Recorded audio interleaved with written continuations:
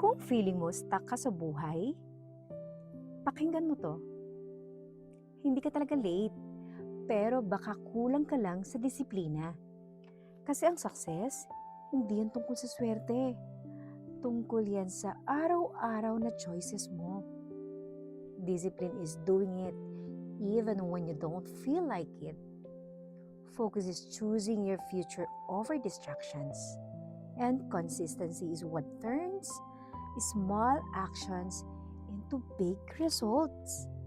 Walang perfect timing, wala ring perfect mood, at lalong walang perfect moment. Ang meron lang is now. Yung maliit na effort na ginagawa mo today, yan ang magdidikta kung saan ka papunta next year. So tanong, maghihintay ka pa ba?